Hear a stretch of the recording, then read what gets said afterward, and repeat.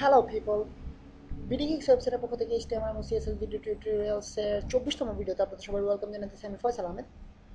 Last কয়েকটা video tutorial ধরে আমরা বেসিক্যালি সিএসএস সম্পর্কে শিখে আসতেছি, অর্থাৎ প্রথম দিকে আমরা HTML কোডিং শিখেছিলাম এবং স্পেশাল ট্যাগসগুলো শিখেছিলাম, কোন ক্ষেত্রে কী ট্যাগ ইউজ করতে হয়, এবং সেগুলোকে আমরা জাস্ট লাস্ট কয়েকটা ভিডিও টিউটোরিয়াল ধরে কীভাবে সিএসএস দিয়ে স্টাইলিং করতে হয় সেগুলো শিখেছিলাম, নতুন কোনো ট্যাগ শিখিনি।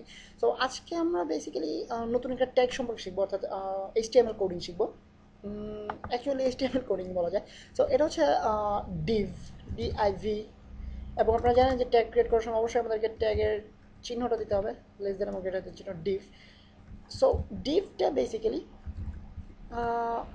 বক্স বলা যেতে পারে। আই মিন, আমরা এতদিন যেটা করে আসতেছিলাম সেটা হচ্ছে just paragraph, heading, I mean একটার পর আরেকটা লিখে যাওয়া, এবং সর্বোচ্চ যেটা আমরা শিখেছিলাম সেটা হচ্ছে টেবিলস। আই মিন টেবিলসের মাধ্যমে আমরা বক্স আকারে একটু অর্গানাইজভাবে করতে পারি, বাট ডিভ ব্যাপারটা আরও বেশি অর্গানাইজড এবং আরও বেশি অনেক অনেক বেশি চরম একটা জিনিস।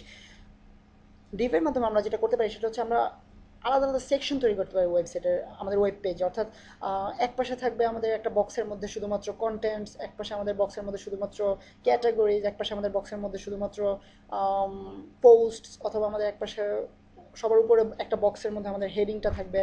সো এভাবে আমরা বক্স বক্স করে আমাদের ওয়েব পেজটাকে ডিজাইন করতে পারি। সো এই ক্ষেত্রে আমাদেরকে ইউজ করতে হবে ডিভ। সো অবশ্যই খেয়াল করবেন, DIV, ডিভ, এটা আপনাদেরকে লিখতে হবে ঠিক যেভাবে আমাদেরকে বডিকে বডি লিখতে হয় এবং হেডকে হেডই লিখতে হয়, মাথা লিখতে হয় না, ঠিক সেভাবে। সো ডিভ এর ডিভের মেইন জিনিসটা আসলে ডিপেন্ড করে সিএসএস স্টাইলিংয়ের উপর, অর্থাৎ আমরা এটাকে কীভাবে স্টাইলিং করতেছি। সো ধরা যাক আমাদের একটা নর্মাল টেক্সট আছে যেখানে মামা বিডি গিক্স কিন্তু উৎসাহী একখান ওয়েবসাইট। সো আপনারা কেউ এই কথাটা বলেন কিনা জানি না, বাট আশা করি আপনাদের কাছে ওয়েবসাইটটা উৎসাহী লাগছে এবং আপনারা ওয়েবসাইটটা লাইক করবেন এবং ইউটিউব ভিডিওগুলো আপনারা ফলো করবেন।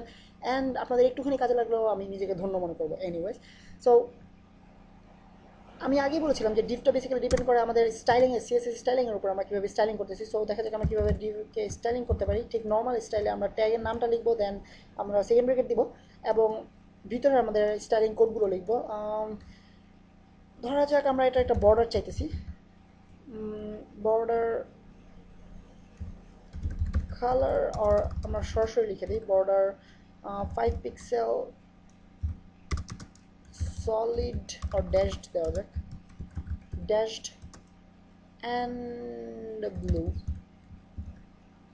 সো নেক্সট স্টাইলিংগুলো করার আগে আপনাদেরকে দেখিয়ে নেওয়া যাক আসলে জিনিসটা কী, ব্যাপারটা কী। সো আপনারা দেখতে পাচ্ছেন আমরা একটা বর্ডার পেয়ে গেছি ব্লু কালারের, ড্যাশড। সো এটা হচ্ছে আমাদের বক্স, অথবা আই মিন সম্ভবত আপনাদেরকে সলিড বর্ডার দিলে বুঝতে আরও সুবিধা হবে, সলিড। সো আপনারা দেখতে পাচ্ছেন আমাদের যে বক্সটা আমরা পেয়েছি, এই বক্সটা হচ্ছে বেসিক্যালি আমাদের ডিভ, অর্থাৎ এই ডিভের মধ্যে আমরা কাজ করব। এখন আমরা সিএসএস স্টাইলিং ইউজ করে আমরা ডিভকে বিভিন্নভাবে স্টাইলিং করতে পারি। যেমন প্রথমে আমাদেরকে একটা জিনিস জানতে হবে, সেটা হচ্ছে পজিশন। অ্যাকচুয়ালি পজিশন ব্যাপারটা সম্পর্কে আপনাদেরকে আরেকটা এক্সট্রা টিউটোরিয়াল তৈরি করতে হবে, কারণ এই ব্যাপারটা আসলে অনেক হিউজ একটা ব্যাপার এবং সিএসএস স্টাইলিংয়ের ক্ষেত্রে একটা বেসিক জিনিস। বাট আমি কোনো কারণে এটা এখনও তৈরি করিনি টিউটোরিয়ালটা। নেক্সট 2-3টা ভিডিও টিউটোরিয়াল পরে অথবা নেক্সট টিউটোরিয়াল হয়তো আপনাদেরকে পজিশন সম্পর্কে আইডিয়া দেওয়া হবে। বাট আপাতত এই এখনকার জন্য আপনারা শুধুমাত্র এটা জেনে রাখুন যে আমরা এখানে অ্যাবসলিউট পজিশন ইউজ করবো, পজিশন অ্যাবসলিউট। দেন আমরা উইডথ সিলেক্ট করা যাক। আমরা আগেই দেখেছি কীভাবে আমরা উইডথ সিলেক্ট করি। আই মিন কোনো একটা টিউটোরিয়াল আপনাদেরকে উইথ এবং হাইট সম্পর্কে বলা হয়েছিল। সো আমরা ঠিক সেভাবে উইথ সিলেক্ট করবো। ধরা যাক আমরা চাইতেছি 500 পিক্সেল উইথের একটা বক্স। সো আপনারা দেখতে পাবেন এখানে আমাদের বক্সটা ছোট হয়ে গেছে এবং 500 পিক্সেলস হয়ে গেছে, দেখতে পাচ্ছেন এখানে 500 পিক্সেলস একটা বক্স পেয়েছি আমরা।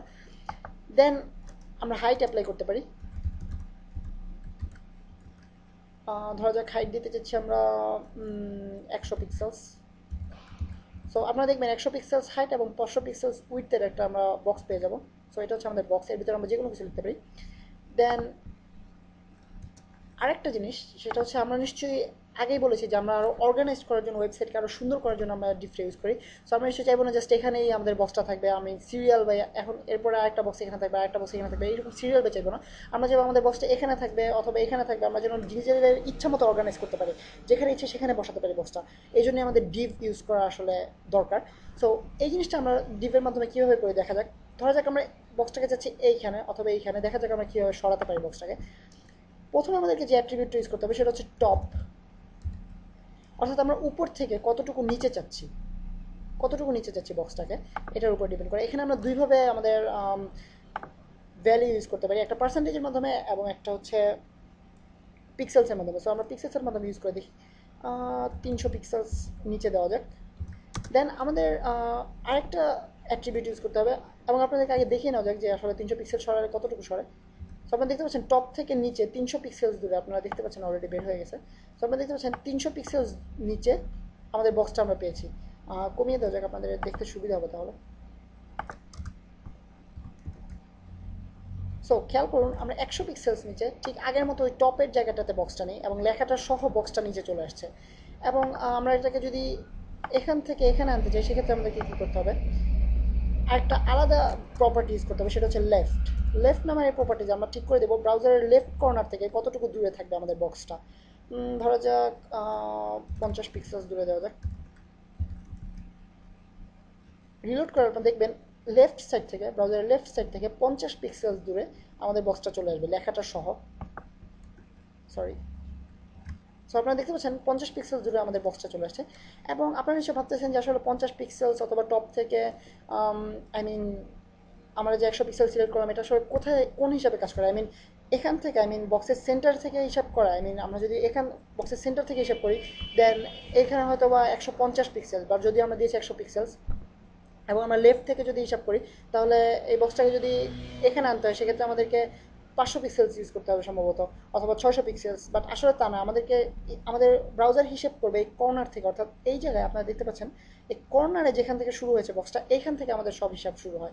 অর্থাৎ আমাদের টপ থেকে এখানের দূরত্ব হবে 100 পিক্সেলস, এবং লেফট থেকে এই কর্নারের এই পয়েন্টটার দূরত্ব হবে 50 পিক্সেলস। সো এইটার উপরে ডিপেন্ড করবে আমাদের আমরা কতটুকু হিসেবে মেজার করবো। অর্থাৎ এখান থেকে আমরা যদি 100 পিক্সেলস দিই এখন আমাদের লেফট ভ্যালুটা, দেন এই কর্নারটা চলে আসবে আরও 50 পিক্সেলস দূরে। সো এটা হচ্ছে আমাদের ডিভ অথবা বক্স, আপনারা যেটাই বলতে চান, সেই ট্যাগটা অথবা এলিমেন্টটা। এবং আপনাদেরকে অবশ্যই খেয়াল রাখতে হবে যেন আমরা ডিভ লিখি, এবং এখানে আমরা সব ধরনের আই মিন আমাদের সব ধরনের সিএসএস স্টাইলিং আমরা এখানে অ্যাপ্লাই করতে পারি। যেমন ধরা যাক আমরা অ্যাপ্লাই করতে চাচ্ছি ব্যাকগ্রাউন্ড কালার, আপনারা দেখতে পাবেন আমাদের ব্যাকগ্রাউন্ড কালারটা চেঞ্জ হয়ে যাবে, ব্যাকগ্রাউন্ড কালার ইয়েলো, আর ইয়েলো কালারটা কেমন যেন লাগে দেখতে, আই মিন আপনারা এসে বুঝতে পারতেছেন আমি কিসের কথা ভাবতেছি। যাই হোক, গ্রিন কালার ব্যাকগ্রাউন্ড তৈরি করা যাক। সো আমি যদি পেজটা রিলোড করি, আপনারা দেখতে পাবেন বক্সের ভিতরের কালারটা, ব্যাকগ্রাউন্ডটা গ্রিন হয়ে গেছে, দেখতে পাচ্ছেন। সো ডিভ বেসিক্যালি আজকে টিউটোরিয়ালের মতো আমরা শিখলাম ডিভ, এবং যেটা হচ্ছে অ্যাকচুয়ালি একটা বক্স টাইপের জিনিস, এবং এখানে আমরা সব ধরনের সিএসএস স্টাইলিং ইউজ করতে পারি, এবং ডিভকে আমরা কীভাবে সিএসএস স্টাইলিং দ্বারা আরও কুল করতে পারি, আরও স্পেসিফিক করতে পারি এবং অর্গানাইজ করতে পারি, সেটা আমরা আজকে শিখলাম। এবং নেক্সট টিউটোরিয়াল আপনার সাথে আবারও দেখা হবে। সেই পর্যন্ত আমি সাইন অফ করতেছি। Faisal Ahmed from BD.